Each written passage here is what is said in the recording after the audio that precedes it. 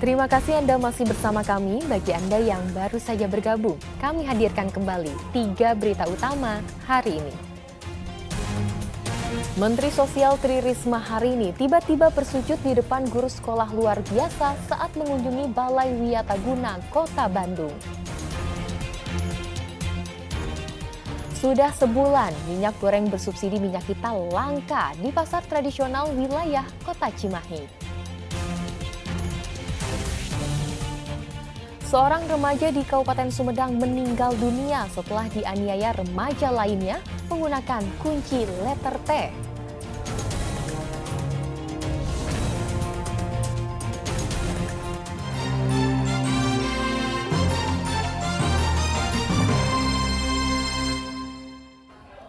Kita ke informasi selanjutnya. Minyak goreng kemasan sederhana bersubsidi minyak kita masih langka di pasar tradisional wilayah Kota Cimahi. Sudah sebulan lebih masyarakat atau pembeli kesulitan mendapatkan minyak goreng subsidi ini.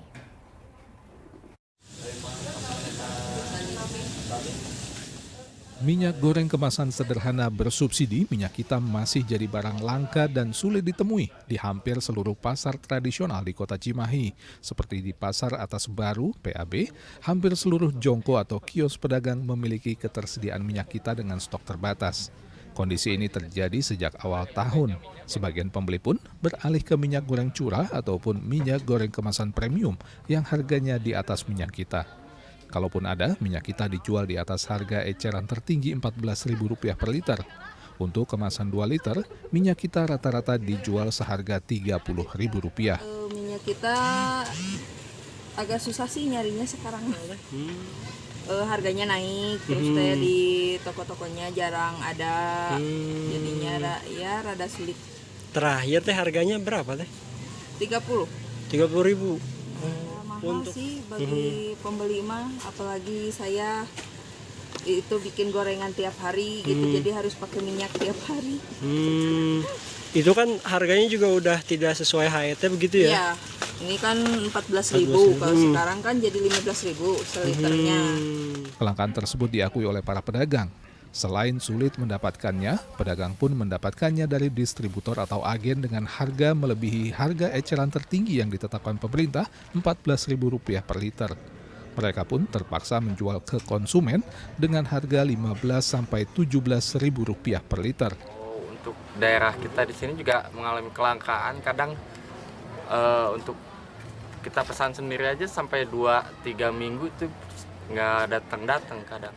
Kalau untuk harga sendiri kita ada peningkatan sampai 5-10% dari harga HET sendiri. Dari awal kita ikutin harga HET 14.000 sampai sekarang kita jual hampir 17.000. Padahal sejak awal Februari, pemerintah telah menjanjikan akan menambah pasokan minyak kita ke pasar sebesar 150.000 ton selama 3 bulan. Untuk wilayah Kota Cimahi, pemerintah juga tidak melakukan operasi pasar untuk komoditas minyak goreng. Muhammad Abbas melaporkan dari Kota Cimahi. Masih dari Purwakarta, tingginya harga beras di pasaran tidak begitu saja dinikmati oleh para petani. Memasuki masa panen, para petani justru dibayangi kecemasan sebab harga gabah di tingkat petani mulai turun seiring panen.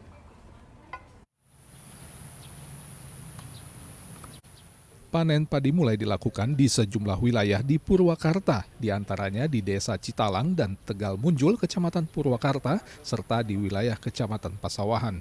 Namun petani justru dibayangi kecemasan terkait harga jual gabah hasil panen yang mulai turun. Menurut petani, saat ini mereka menjual gabah hasil panen yang telah dijemur di kisaran Rp6.000 hingga Rp6.500 per kilogram. Padahal harga gabah sebelum panen bisa mencapai Rp7.000 per kilogram. Petani khawatir harga gabah akan semakin anjlok saat panen raya tiba secara merata.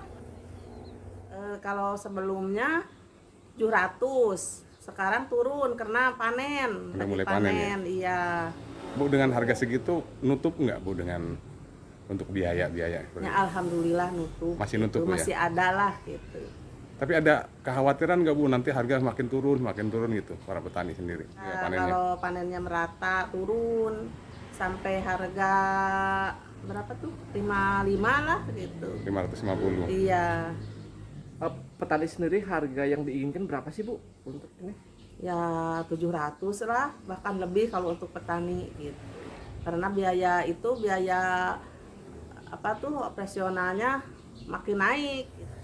Petani meminta agar pemerintah juga memperhatikan soal pasokan pupuk bersubsidi. Sebab akhir tahun lalu, menghilangnya pupuk bersubsidi memaksa petani membeli pupuk dengan harga komersial yang membuat keuntungan petani tergerus bahkan merugi di saat panen raya akibat harga gabah kering panen yang anjlok. Harga gabah ya sekarang kemarin 700, udah panen sekarang baru 1 2 3 udah turun 600, 63. Udah turun? Ya, udah turun. Ini kalau turun seperti ini gimana Pak? Ya petani mah rugi lah. Rugi. Kenapa Pak ini Pak ruginya? Ya ruginya pupuk naik sekarang mah kalau nggak ada subsidi kan nggak bagian sekarang enggak gitu. Kemarin kan nggak ada pupuk kemarin. Pupuk susah juga. Kemarin tapi sekarang baru datang kemarin 2003. Saat ini harga gabah di pasaran sebenarnya masih relatif tinggi. Sebagai perbandingan, harga pembelian pemerintah atau HPP gabah untuk gabah kering giling hanya Rp5.250 per kilogram. Sementara harga gabah kering panen hanya Rp4.250 per kilogram. Harga pembelian pemerintah tersebut mengacu kepada Peraturan Menteri Perdagangan RI Nomor 24 Tahun 2020 yang mengatur harga pembelian pemerintah untuk gabah. Zainal Arifin melaporkan dari Kabupaten Purwakarta. Ratusan botol minuman beralkohol disita aparat gabungan dari 9 tempat hiburan malam di Kota Bogor pada Selasa malam. Minuman keras tersebut disita karena melampaui batas maksimal kadar alkohol yang boleh dijual, yaitu 5%. Aparat gabungan dari Polresta Bogor Kota, Satpol PP Kota Bogor, dan Denpom 3 Siliwangi Bogor melakukan razia cipta kondisi di tempat hiburan malam. Dalam razia ini, petugas menyisir satu persatu tempat hiburan malam di Jalan Raya Tajur, Kecamatan Bogor Timur. Di sini, petugas menemukan puluhan botol minuman beralkohol dengan kadar di atas 5%. Petugas kemudian melakukan pendataan dan menyitanya sebelum melanjutkan razia ke Jalan Siliwangi dan Jalan Raya Pajajaran. Dari 9 tempat hiburan malam, petugas menyita 298 botol minuman beralkohol dari berbagai merek. Aparat akan terus melakukan razia serupa hingga datangnya bulan suci Ramadan. Dari 9 tempat yang kita razia, kita berhasil mengamankan ada sekitar 298 minuman beralkohol berbagai macam merek, ya, baik itu lokal maupun luar. Hal ini kita tetap akan kita laksanakan khususnya menjelang